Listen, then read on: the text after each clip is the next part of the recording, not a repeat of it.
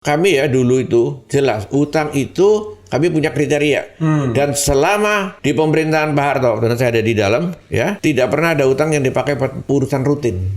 Zaman Pak Harto kayaknya defisitnya nggak besar ya kayaknya. Nggak, memang ada utang juga dulu. Ya. Tapi utangnya itu yang sampai sekarang pun itu utang yang lama dari mulai gabungannya itu ya. Gabungannya Indonesia mulai merdeka sampai sekarang yang sistem itu dipakai ya, multilateral bilateral tadi pinjaman luar negeri istilahnya itu sampai hari ini masih di bawah 1.000 triliun. Jadi sebenarnya utang peninggalan masa pemerintahan sampai siapa yang 1.000 itu? 1.000 triliun itu, Ya. utang itu baru naik setelah mulai SBY. SBY. SBY mulai Menteri Keuangannya Sri Mulyani.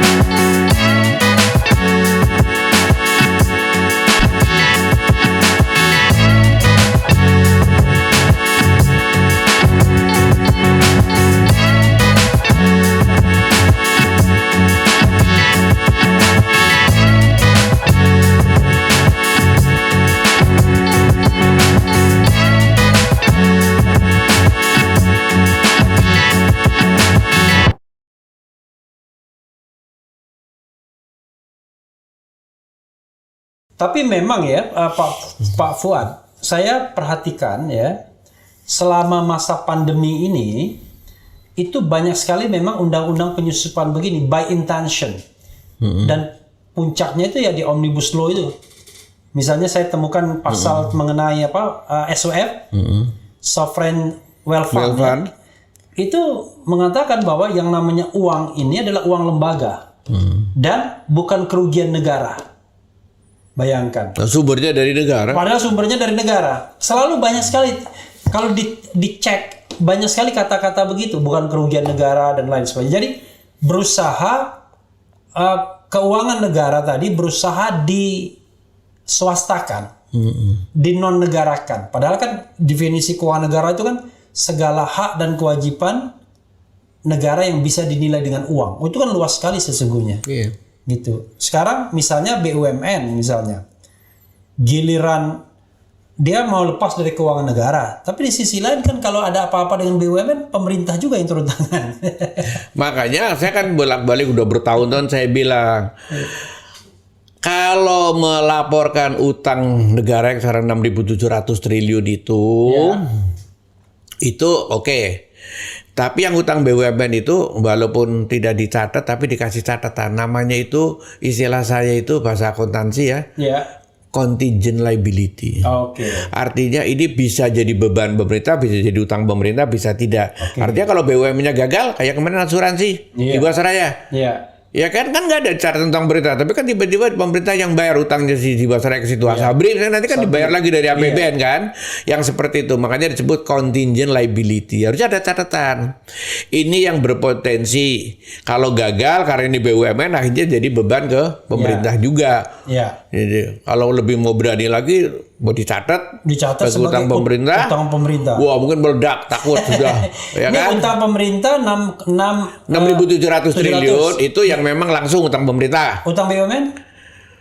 Ya tergantung masuk, tapi jumlahnya tidak akan kalah begitu juga, besar juga. Kurang lebih sama ya? Iya bisa besar karena, tapi kan ada yang tidak usah kita hitung karena kalau perbankan kan memang lain ya kan, karena dana kan pihak ketiga, dana pihak ketiga nitipin kan itu bukan karena banknya utang, memang orang narok secara akuntansi kan dianggap utang bank kepada itu tuh, tapi yang utang tapi di luar kan bisa itu disingkirkan dulu itu yang ya itu disingkirin gitu kan. Kalau dihitungkan seperti itu puluhan ribu tambahannya aja, jadi itu disingkirin itu pun masih ribuan. Dan satu Garuda-nya 70.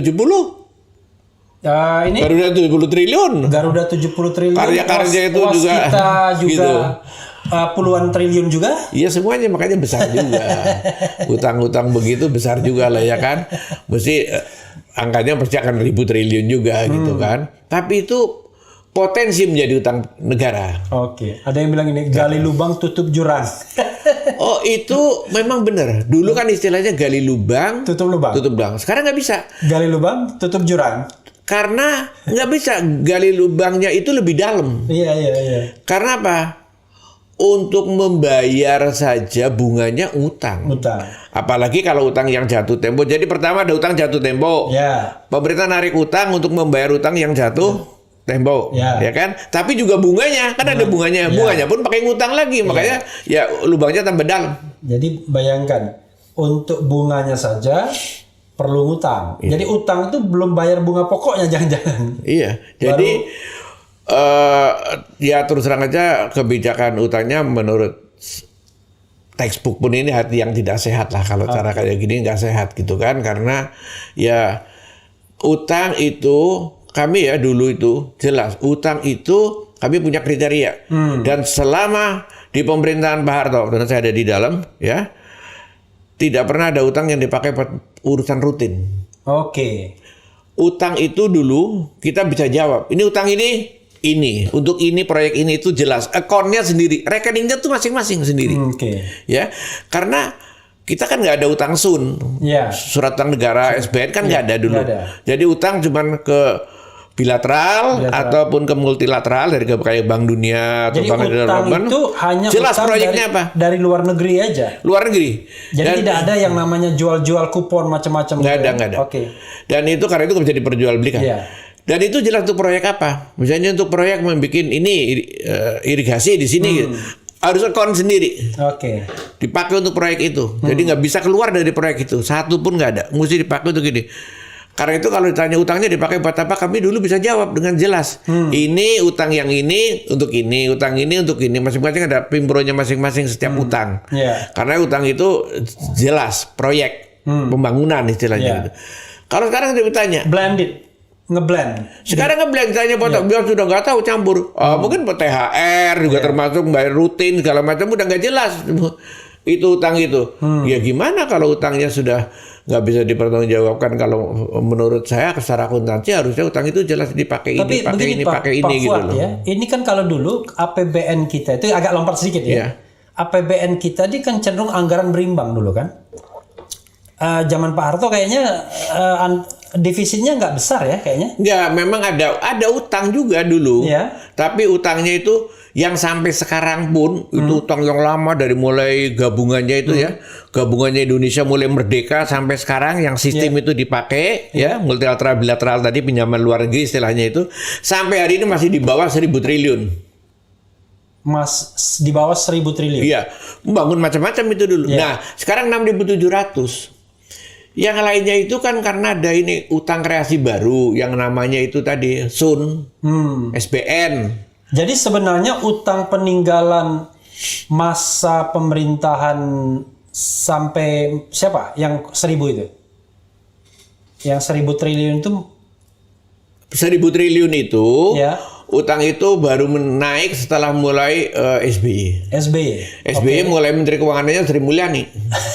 Jangan salah, dia menekan. Jadi gini, dulu itu sebelum zaman Pak SBY, jadi bukan hanya zaman Pak Harto, Pak Habibie, diterusin Gus Dur, diterusin Ibu Megawati, masih belum mengenal ini utang-utang yang gila-gilaan kayak ini belum dikenal.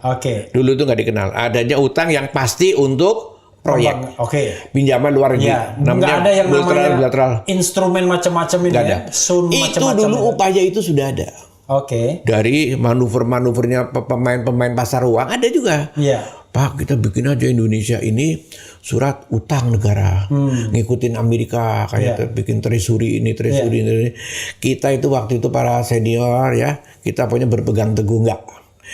Kita jangan main di situ, nggak siap. Nanti kita tiba-tiba keseret utang, buat macam-macam, nanti kita uangnya merasa gampang cari utangan, tahu-tahu kita kejebak. Kita udah kasih contoh, banyak negeri diambil Latin macam-macam. Janganlah, kita kayak gini aja utangnya buat proyek ini pun mau kita berhentikan pelan-pelan, mau kita stop, jangan gitu. Jadi kita nggak pernah mau main di situ. Lobby-lobby itu ada. Jadi sampai Megawati tidak mau. Begitu Pak SBY masih Menteri Keuangan yang pertama juga masih tetap teguh nggak mau. Karena orang Menteri Keuangannya sebelum itu kan almarhum Yusuf Anwar itu orang angkatan saya juga, orang lama-lama Yusuf Anwar.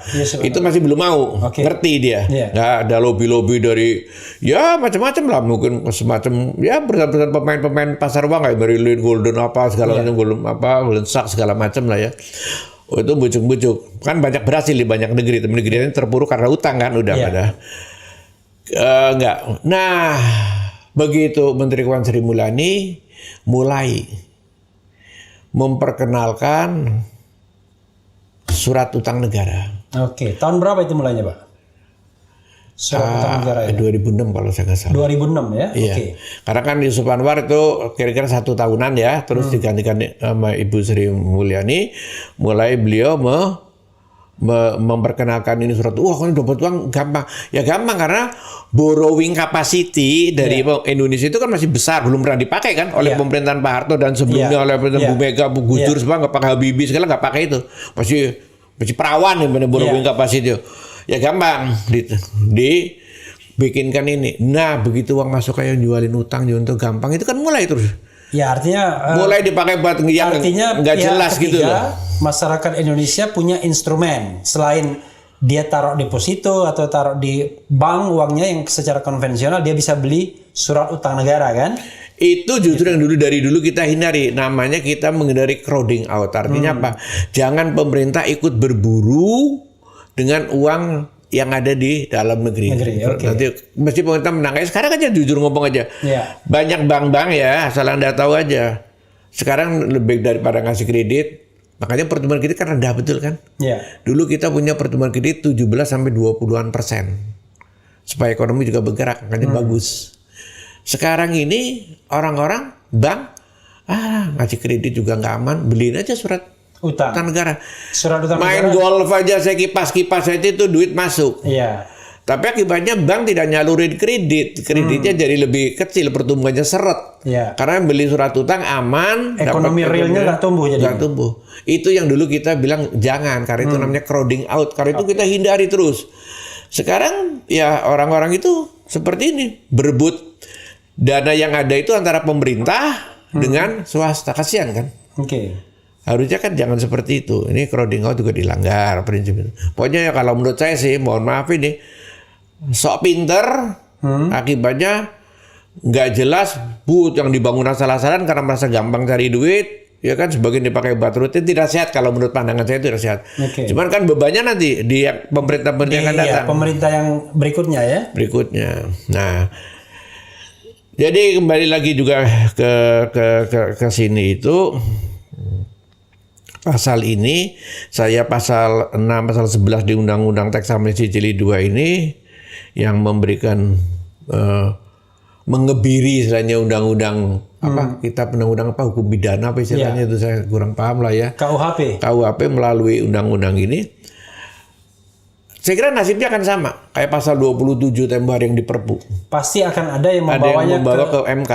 Ya. Nah, MK mestinya kan konsekuen harusnya. Kalau hulunya ini apalagi ini hilir yang lebih gawat lagi nih kan, yang bisa ditumpangin. Kalau di sana kan masih hanya para pejabat yang diberikan perlindungan hukum. Kalau ini kan pasal buat pencucian uang ini, ya kan? Nanti juga luar negeri pelan cepat atau lambat luar negeri akan wah di Indonesia tadi akan menjadi sumber. Cuma kalau putusan pencucian uang. Misalnya let's say MK mengabulkan, tapi putusannya 1,5 tahun lagi misalnya, Sudah banyak tuh yang pencucian uang yang dilegalkan. Ya, tinggal MK-nya berlaku surut atau berlaku sudah ditetapkan. Sudah banyak yang ini dulu, yang udah dapat tidak boleh diganggu kan? Iya, juga. Itu seperti undang-undang minerba kan, yang kemarin katanya perpanjangan otomatis sama MK kan dibatalkan tuh, harus tetap menggunakan ya mekanisme.